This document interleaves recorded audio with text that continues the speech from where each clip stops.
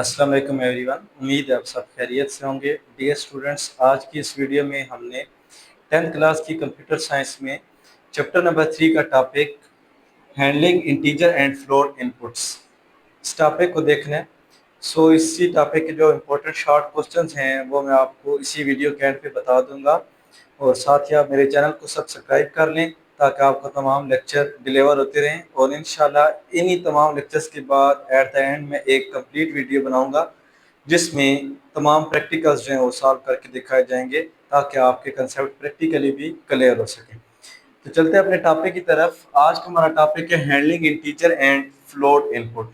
याद रहे हमारे पास हमें जो पाइथन में वेरिएबल्स डिक्लेयर करना सीखे थे, तो वेरिएबल्स की हमने चार टाइप्स जो हैं, डाटा टाइप्स जो हैं चार देखी थी, जिनमें हमारे पास इंटीजर, सेकंड पे फ्लोट थी, थर्ड पे हमारे पास जो है वो स्ट्रिंग, और फोर्थ पे बूलियन जिसके लिए शॉर्टकट बूल यूज़ करते थे। तो इनमें स्ट्रिंग और बूल को अगर साइड पे करें तो नंबर्स की बात अगर की जाए तो सिर्फ दो डाटा टाइप्स हैं जिनमें नंबर्स आते हैं। इंटीजर्स में भी नंबर्स आते हैं और फ्लोट में भी नंबर्स आते हैं। तो जब हमारे पास इनपुट में नंबर्स हों, चाहे वो इंटीजर नंबर हो, इंटीजर मीन इंटीजर में कौन से नंबर हो जाते हैं विदाउट पॉइंट, इशारिये के बगैर वाले, या चाहे वो हमारे पास फ्लोट नंबर हो विद पॉइंट, इशारिये वाले नंबर, पॉजिटिव या नेगेटिव विद पॉइंट। तो जब भी हमारे पास नंबर हो, चाहे वो इंटीजर हो या फ्लोट हो, और उन नंबर्स को इनपुट लेना हो, मीन्स कि हमारी जो इनपुट है वो कोई ना कोई नंबर है, या इंटीजर नंबर है या फ्लोट है। तो इन इस तरह की इनपुट्स को किस तरह से हैंडल किया जाता है, बेसिकली इस चैप्टर के इस टॉपिक में हमने इस बात को क्लियर करने है कि जब नंबर्स इनपुट मिले हो तो उन्हें कैसे डील करेंगे। तो सबसे पहले डेफिनेशन देखते हैं। To handle numeric inputs you use the int function. ये जो आपको इंट नजर आ रहा है लोअर केस में और आगे पैरेंथेसिस हैं, ये फंक्शन है, इंट फंक्शन।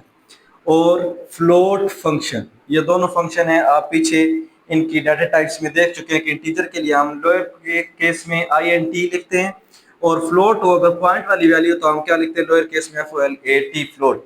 यानी कि इंटीजर और फ्लोट डाटा टाइप्स यूज होती है हमारे नंबर्स के लिए। अच्छा, हम इंट और फ्लोट फंक्शन यूज करेंगे to convert input strings, input strings को कन्वर्ट करने के लिए, टू इंटीजर्स और फ्लोटिंग पॉइंट नंबर्स। इंटीजर और फ्लोट में कन्वर्ट करने के लिए इनपुट स्ट्रिंग्स को हम इंट और फ्लोट फंक्शन यूज करते हैं। अब यहाँ पर आप एक कंसेप्ट क्लियर करें कि आप जब भी इनपुट लेते हैं, अगर आप यहाँ से देखें, ये जो मैंने इनपुट का फंक्शन लगाया इनपुट लेने के लिए और आगे लिखा इंटर योर एज, अगर आप अपनी एज इंटर करवाते हैं यहाँ पर इनपुट फंक्शन के बाद, ऑब्वियसली आप इनपुट करेंगे, डाटा एंटर करेंगे। आप अगर यहाँ पर अपनी एज एंटर करवाते हैं तो पाइथन का ये बेसिक जो रूल है या पाइथन का सिंटेक्स है, जो भी इनपुट ली जाती है पाइथन उसे क्या कंसीडर करता है, स्ट्रिंग कंसीडर करता है। यानी कि आप यहाँ पर अपनी एज में कोई नंबर एंटर करते हैं जैसे 16। अब दिखने को तो 16 जो है वो आपके पास एक नंबर है, लेकिन पाइथन उसे नंबर कंसीडर नहीं करेगा बल्कि उसे क्या कंसीडर करता है, स्ट्रिंग कंसीडर कर लेता है। कुछ नंबर्स दिखने की हद तक जस्ट नंबर होते हैं, जैसे आपकी एज है या आपका रोल नंबर है, वो दिखने की हद तक तो नंबर हैं, लेकिन ऐसे नंबर्स को जैसे आप एज को अपने एड्रेस में, होम एड्रेस में ऐड कर सकते हैं, कभी भी ऐड नहीं कर सकते, या आप अपने रोल नंबर को अपने एड्रेस में ऐड कर सकते हैं, नहीं कर सकते। तो कुछ नंबर्स जो हैं दिखने के हद तक नंबर होते हैं, वैसे उनको क्या स्ट्रिंग में आते हैं, यानी कि उन्हें ऐड नहीं किया जा सकता। जिस तरह से यहाँ पर मैंने बात की कि पाइथन स्ट्रिंग में काउंट करता है नंबर्स को भी, जब आप नंबर इनपुट करेंगे पाइथन उसे स्ट्रिंग में कंसीडर करेगा। अब बात यह है कि अगर हमने कोई इनपुट करवाई है और हम ये चाहते हैं कि वो स्ट्रिंग काउंट ना हो बल्कि वो इंटीजर काउंट हो, या क्या काउंट हो, हमारे पास फ्लोट काउंट हो, तो इस तरह के केस में हम इनपुट से पहले अपना, अगर हमने इंटीजर बनाना है फोर्सफुली अपनी इनपुट को, हम चाहते हैं कि जो हमारी इनपुट है वो इंटीजर डाटा टाइप में जाए।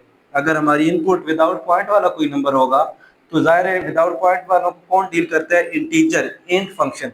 तो हम इनपुट से पहले इंट फंक्शन का यूज करेंगे। और अगर हम यहाँ पर ले रहे हैं अपनी इनपुट और वो पॉइंट में है, एग्जाम्पल में आगे देखते हैं, तो हम फिर फ्लोट का फंक्शन जो है वो यूज करेंगे। तो यहाँ तक आपके कंसेप्ट आई थिंक क्लियर होंगे। अभी यहाँ पर आप देखें, इंट और फ्लोट दो फंक्शन है, दोनों के हम एग्जांपल देखते हैं, और साथ हम ये भी देखेंगे कि मल्टीपल फंक्शन हम एक स्टेटमेंट में यूज कर सकते हैं। तो एग्जांपल देखें, यहाँ पर ये सबसे पहले एक कमिट ऐड किए हुए हैं हैश सिंबल के साथ, आपको पता है सिंगल लाइन कमिट ऐड करते हैं, एग्जांपल हैंडलिंग इंटीजर इनपुट। आप ये कमिट ऐड करें या ना करें कोई इशू नहीं है। उसके बाद देखिए यहाँ पर एक वेरिएबल बनाया है यूजर एज का, यूजर एज हमारे पास वेरिएबल है और यहाँ पर हमने इनपुट का फंक्शन लगाया और इंटर यूजर एज। अब हम ये जो एज हमारी इंटर होगी इसको हम लोग इंटीजर बनाना चाहते हैं तो हम लोग यहाँ पर फंक्शन लगाएंगे इंट का। ये देखें इनपुट से पहले इंट का फंक्शन लगा दिए। अब देखिए कि जब इंटर होगी ना हमारी एज तो फोर्सफुली किस में जाएगी, इंटीजर डाटा टाइप में काउंट होगी, स्ट्रिंग काउंट नहीं होगी बल्कि क्या काउंट होगी, इंटीजर। नीचे हमने आउटपुट का फंक्शन लगाया, यू नो प्रिंट आउटपुट का फंक्शन होता है और इसके आगे डबल कोटेशन में लिखा हुआ एज इट इज आता है। तो ये आपका आउटपुट नीचे बन रहा है साथ, ये एज इट इज आएगा यूअर एज इज, ठीक है। और डबल कोटेशन क्लोज करके हमने आगे अपने वेरिएबल का नाम लिखा है, इस वेरिएबल का यूजर अंडरस्कोर एज। तो इसकी जगह इसकी क्या आएगी वैल्यू, जो वैल्यू एंटर हुई थी। तो आउटपुट कैसे बनेगा देखें, सबसे पहले आउटपुट में हमारी ये वाली स्टेटमेंट आएगी जो इनपुट के आगे हमने लिखा हुआ है इंटर यूर एज, और यूजर ने जो एज इंटर किया, फर्ज करें यूजर ने इंटर किया है 17, तो यहाँ क्या आ जाएगा 17। आउटपुट की पहली लाइन ये बनेगी। फिर प्रिंट फंक्शन वाली लाइन आएगी यूर एज इज और कॉलन एज इट इज, और आगे वेरिएबल लिखो यूजर अंडरस्कोर एज, तो इसकी जगह इसकी वैल्यू आएगी। तो क्या एंटर हुआ था इस वेरिएबल में, क्या स्टोर हुआ था 17, तो क्या आ जाएगा यूर एज इज हमारे पास यहाँ आ जाएगा 17। तो ये हो गया हमारे इंटीजर नंबर। अब ये हमारे इंटीजर बन चुके क्योंकि हमने इनपुट ले, तो ये इनपुट फंक्शन से पहले इसकी डाटा टाइप इंट लिखी हुई है। इस तरह से दूसरी एग्जांपल फ्लोट की है, ये यहाँ पर एक सिंपल है hash example handling float input, ठीक है। ये आपके पास एक सिंगल लाइन कमेंट ऐड किया गया। नीचे देखिए जी यूजर अंडरस्कोर हाइट ये वेरिएबल का नाम है, और आगे हम लोग जो है अपना यहाँ पर इनपुट फंक्शन लगाएंगे और इससे पहले अपनी डाटा टाइप लिखेंगे। तो ये हमने डाटा टाइप लिखी है फ्लोट, और उसके बाद हम अपना इनपुट का फंक्शन लगा देंगे इनपुट इंटर हाइट। अब यहाँ पर हाइट एंटर हुई है तो वो हाइट स्ट्रिंग काउंट नहीं होगी बल्कि क्या काउंट होगी, फ्लोट काउंट होगी, क्योंकि हाइट मोस्टली पॉइंट्स में होती है। और फ्लोट क्यों काउंट हो रही, क्योंकि हमने इनपुट फंक्शन से पहले डाटा टाइप फ्लोट लिख दी है। आप देखें जी दूसरा हमने प्रिंट फंक्शन लगाया आउटपुट का, इसी हाइट को आउटपुट में दिखाना है जो हाइट यूजर अंडरस्कोर हाइट के वेरिएबल में स्टोर हो चुकी है। तो your height is double quotation में लिखा है, ये आपका एज इट इज आएगा। आगे हमने अपने वेरिएबल का नाम लिखा है यूजर अंडरस्कोर हाइट, तो इस वेरिएबल की वैल्यू आएगी यहाँ पे, और कामा लगा के और आगे हमने डबल कोटेशन में क्या लिख दिया meter, so meter as it is आ जाएगा। अब ये आउटपुट देखते हैं। सबसे पहले इस टेंस का जिसमें हमने इनपुट लिए, तो ये वाला मैसेज आउटपुट में आएगा इंटर यूर हाइट, ठीक है, इंटर यूर हाइट। और उसके बाद जो है हमारा ये फंक्शन चलेगा ये वाला प्रिंट का। तो प्रिंट में क्या है आउटपुट है, तो यहाँ पर क्या आएगा यूर हाइट इज, ये एज इट इज आएगा यूर हाइट इज, और आगे हमारा ये वेरिएबल था, ठीक है। और इस वेरिएबल की जगह क्या आ जाएगी इसकी वैल्यू। तो फर्ज करें यूजर ने यहाँ पर हाइट एंटर की है 16.0 या 16 पॉइंट कर लेते हैं उसे 3 कर लेते हैं।